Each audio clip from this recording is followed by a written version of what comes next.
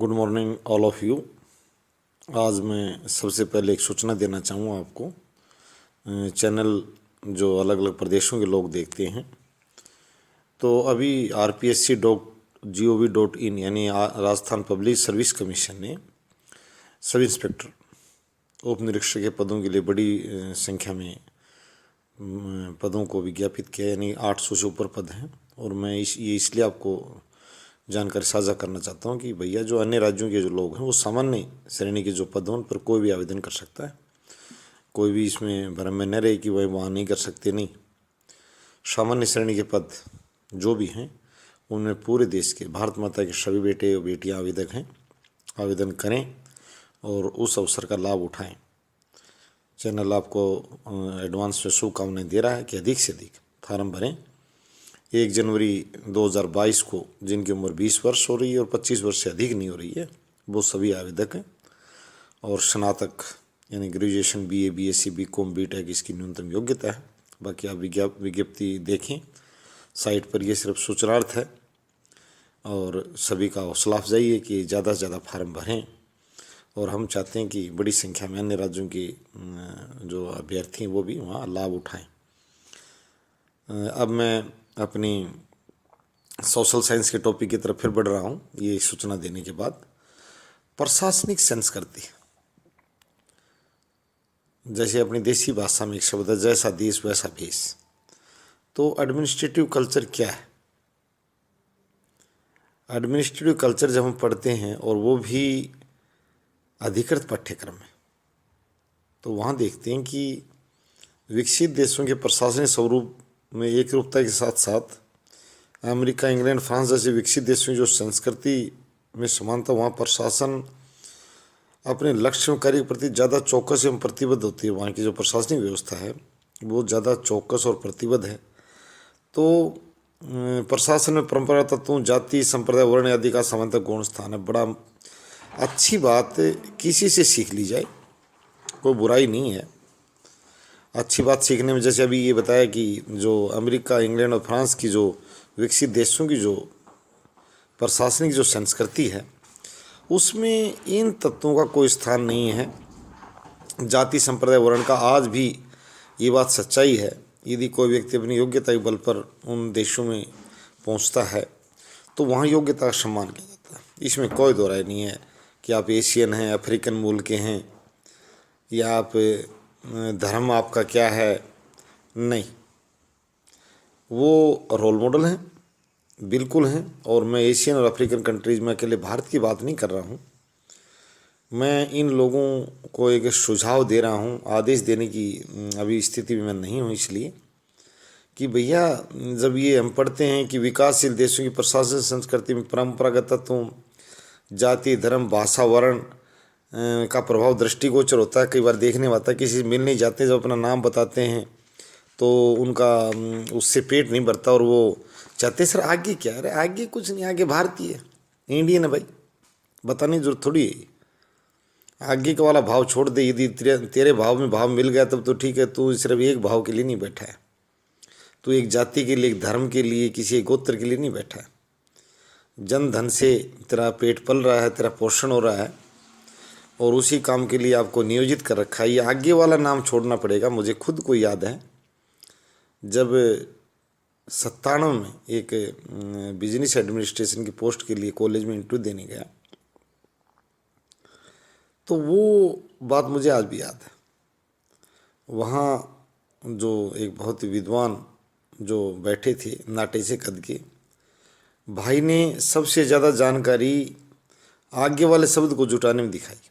मैं चाहता था कि ये मेरी शैक्षिक योग्यता को और साक्षात्कार और जो जिस कार्य के लिए पहुँचा हूँ उसका भी आकलन करे और संस्था का महत्व बढ़ाए, परंतु वो नहीं, वो नाटे कद वाले व्यक्ति जिसकी बता रहा हूँ वो नहीं। यदि कोई किसी भी कद का और शक्ल का हो, यदि इस तरह की हरकत कोई भी करता है भारत माता के बेटों और बेटियों के साथ, मैं कहता हूँ कि वो तुच्छ है, वो गिरा हुआ है और वो राष्ट्रद्रोही है।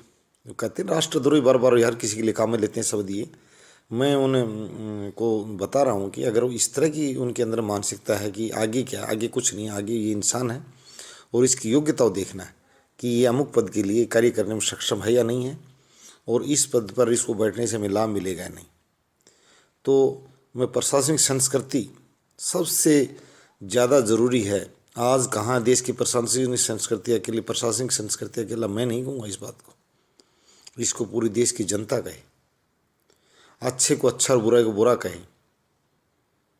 कई बार देखने में आता है कि एक अधिकारी क्षेत्र में ऐसी सेवा करता है कि अपनी पहचान बना जाता है पद पर बैठकर। और एक बैंक में एक दिन यही स्थानीय मैंने देखा, मैं प्रबंधक महोदय को बड़ा धन्यवाद देना चाहूँगा कि मैंने ये कहा कि वो कोई चेक बना रहे थे कि सर मैं आधे घंटे बाहर बैठ जाऊँ, बाद में जाऊँ। बोले नहीं सर, आधे घंटे की आवश्यकता ही नहीं है, आप अभी आइए, मैं और काम के आपकी सेवा के लिए बैठे कर देता हूँ। तो मैं कहता हूँ कि जो गंदगी है वो थोड़ी सी उपेक्षित हो, उनको ही दृष्टि से देखा जाए और उनकी घोर आलोचना की जाए, और जो अच्छे लोग उनको प्रोत्साहन मिले। हमारे यहाँ मैंने शुरू में कहा था, यदि सिर्फ मुट्ठी भर लोगों के मुंह पर बात छोड़ दी गई जो जिनका वो ज़्यादा शक्तिशाली हैं और उनसे उनका व्यवहार बड़ा फलदायी होता है, तो वो उनकी प्रशंसा कर डालते हैं ढेर सारी, उनसे मतलब नहीं। राज्य के किसी बैंक में जाएं तो जनता को क्या यानी किसी भी, मैंने पहले कहा था, कार्यालय में अगर पहुंचते तो वहाँ के कर्मचारियों का, वहाँ के अधिकारियों का जो जनता के साथ जो रसूख देखने को मिलेगा वो प्रशासनिक संस्कृति में आता है। यदि इसमें व्यापक सुधार की आवश्यकता है, और मैं ये कहता हूँ कि सबको मिलकर, और शक्तिशाली लोगों को ये भी कहना, शक्तिशाली का मेरा मतलब यहाँ किसी को शक्तिशाली का मतलब जिसके पास शक्ति है, जिसको हमने निर्वाचित कर रखा है। लोकतंत्र में कहा जाता है सबसे बड़ी सत्ता जनता में, और जनता अपनी सत्ता को चुनाव के द्वारा किसी के हाथ में बागडोर देती है कि भाई हमारी सत्ता हमने आपको स्थानांतरित कर दी है। क्योंकि प्रतिनिधित्व व्यवस्था ये होती है कि इतने करोड़ लोगों एक साथ नहीं पूछा जा सकता, इसलिए वो अपना प्रतिनिधि चुन दें और उसको वो अपनी फिर उनकी शक्ति का उपयोग वो निर्वाचित व्यक्ति करता है। तो मैं आगाह करता हूँ भारतीय लोकतांत्रिक व्यवस्था को कि नज़दीक से देखें और प्रशासनिक संस्कृति, एक तो ये सब तो मिटा दें, बड़ा गंदा प्रभाव होता है। एक बच्चा जब बीएससी या प्रैक्टिकल दे रहा था तो जो सामने बैठा जो प्रोफेसर था वो उससे पूछ रहा था, असिस्टेंट प्रोफेसर, कि आप किस जाति से संबंधित हैं। उसने वर्ग का नाम ले लिया तो उस वर्ग में भी उसने और जानकारी चाहिए। बाद में उसने आकर मुझे इस तरह की बात बताई कि सर ये काफ़ी अरसे की बात हो गई है। तो मैं सिर्फ घटिया सोच वाले लोगों को इस मीडिया के माध्यम से ये संदेश देना चाहता हूँ कि वो आगे वाला नाम तो छोड़ दें कि भैया आगे क्या, आगे कुछ नहीं, आगे भैया मैं भारतीय हूँ, भारत माता का लाडला बेटा बेटी हूँ, और मेरा जो अधिकार है, जो मेरा जो बनता है वो मुझे दे दिया जाए। ये जो इस तरह की बातें हैं, मैंने पहले कहा अमेरिकन और जो इन्होंने इंग्लैंड फ्रांस का वहाँ की प्रशासनिक संस्कृति डेमोक्रेसी वहाँ से हम लेकर आए हैं, कनाडा ऑस्ट्रेलिया जो भी हैं ये लोग देश, हमको सऊदी अरब से लेकर नहीं आए, हमको नेपाल से लेकर नहीं आए। हमारा जिन विकसित देशों से हम ये लेकर आए हैं, हमारी शासन व्यवस्था का आईना दिखना चाहिए, हमारी शासन व्यवस्था में झलक दिखनी चाहिए उन देशों की शासन व्यवस्था की, कि उनसे हम 21 हैं, 19 नहीं है। यहाँ लोग अनावश्यक प्रशंसा कर देंगे, ये हमारे ये वो नहीं, हमें सिद्ध करना पड़ेगा। हम पढ़ने जाते हैं, हमें ये भी श्वेत पत्र जारी करना पड़ेगा कि हमारे यहाँ आते कितने हैं। हम ये भी देखना पड़ेगा, हम स्वास्थ्य सेवाएं लेने जाते हैं, हमारे यहाँ स्वास्थ्य सेवाएं लेने कितने आते हैं।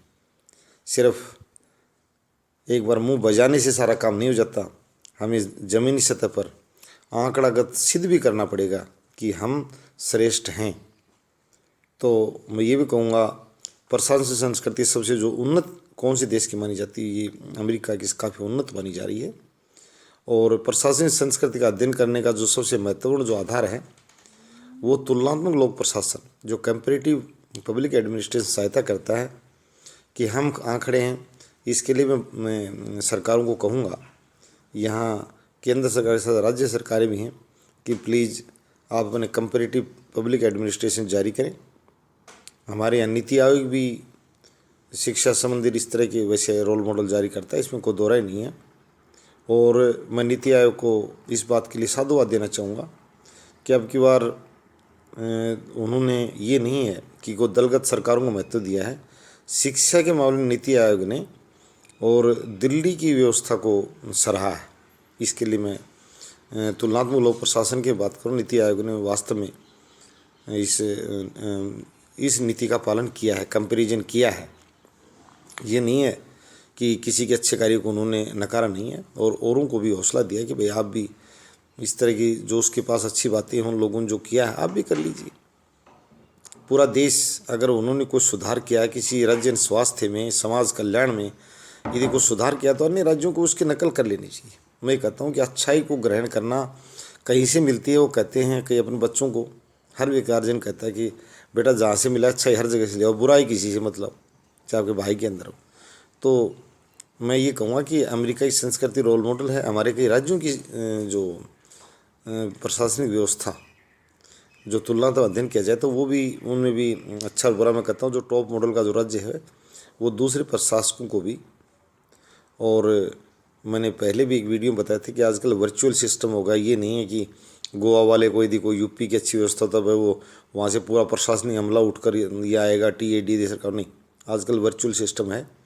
अच्छी बातें किसी भी राज्य के पास हों वो बिल्कुल प्रचारित करे, प्रसारित करे। और जनता से मैं ये भी कहूँगा उस अच्छाई को अप्रिशिएट भी करे, यानी उन प्रशंसा करने में भी कंजूसी ना करे। तो प्रशासनिक संस्कृति का जो आधार तत्व है समाज के पर्यावरण व्यवस्था पर निर्भर करता है। बिल्कुल मैंने पहले भी कहा था, जैसा देश वैसा भेष। समाज भी सच्चाई के साथ खड़ा हो, अच्छाई के साथ खड़ा हो, तभी सच्चे और अच्छे लोग तैयार होंगे। यदि ये देख लिया प्रशासकों की भाई ये तो जो है गंदी व्यवस्था के पोषक है। एक बार मुझे खुद एक उपमंडल स्तर के अधिकारी इस प्रकार से चर्चा कर रहे थे, हालांकि मैं उसको कानूनी आधार नहीं दे रहा हूँ, कि कुछ जो चालाक से लोग होते हैं जो प्रशासन से गाय बगाए यानी कम ज़्यादा लाभ के व्यवस्था में रहते हैं, प्रशासनिक जानकारी बनाना चाहते हैं अवैध कार्यों के लिए, तो कोई प्रशासनिक वो बना लेता है ग्रीन सोसाइटी, को फलानी सोसाइटी, को स्वच्छता सोसाइटी, नाम मात्र के। हमारे यहाँ कागजी सोसाइटियाँ बहुत हैं, और फिर कहेंगे सर हम आपको, हमारी सोसाइटी आपको पुरस्कृत करना चाहती है। तो SD साहब उनको धमका रहे थे, भैया मैंने तो आपकी सोसाइटी मुझे क्यों पुरस्कृत कर रही है और क्या अधिकार था? मैं सिर्फ सरकार और जनता का नुमाइंदा हूँ। जनता से मुझे पुरस्कार की ज़रूरत नहीं है, जनता से सिर्फ मौखिक पुरस्कार की आवश्यकता है कि मेरे कार्य से, अपने कार्य से मेरे पास आए और मेरी कार्यशैली संतुष्ट हो। ये वो समिति, तो मैं ये भी कहूँगा नौकरशाहों को, और कि वो प्राइवेट प्रोग्राम ज़्यादा भाग ना लें। इससे अच्छा ही नहीं बुराई पनपती है। और उस जो आपको पुरस्कृत करते हैं वो लोग कि आइए ये हमारी पर्यावरण सुधार समिति है, फलानी, कोई समिति नहीं इनके पास। यदि है तो बड़ी अच्छी बात करिए, मैं ये भी नहीं कर रहा हूँ नहीं है, पर मैं ये ज़रूर कहूँगा कि वो बहुत सी बार देखने में आ रहा है कि वो उसका दुरुपयोग करते हैं। मैं खुद देखा है कि ये अगर देखा जाए तो पेड़ लगाने वाले लोग तो खेतों में अलग खड़े हैं, उनको नापे तो सही कोई। मैंने खुद ने, मैं ज़्यादा तो नहीं कर रहा, पर तो सैकड़ों पेड़ मैंने अपने जीवन में लगाए होंगे। मैं ये नहीं कर रहा हूँ कोई, मैं उसमें किसी से मुझे किसी पुरस्कार जो मैं कर रहा हूँ, सब लगाएं भैया। हरियाली सबको चाहिए। सांस लेने के लिए कहते हैं कि एक पेड़ पता नहीं कितनी साल उम्र बढ़ा देता है। ये बताना क्या है? ये जो अनावश्यक जो जनधन खर्च करते हैं, प्रचार प्रसार दीवारों पर लिख लिख के अखबारों में, इसको बंद करना चाहता हूँ। मैं चाहता हूँ भैया हम फ्री में प्रचार कर देंगे, हमारे जो चैनल्स उनसे कर देंगे मुफ्त। और बोलिए आप, ये जनता धन है, इसको उपयोग कीजिए, शिक्षा में लगाइए, स्वास्थ्य में लगाइए, सुरक्षा में लगाइए, जन कल्याण में लगाइए, और अच्छी प्रशासनिक संस्कृति विकसित कीजिए।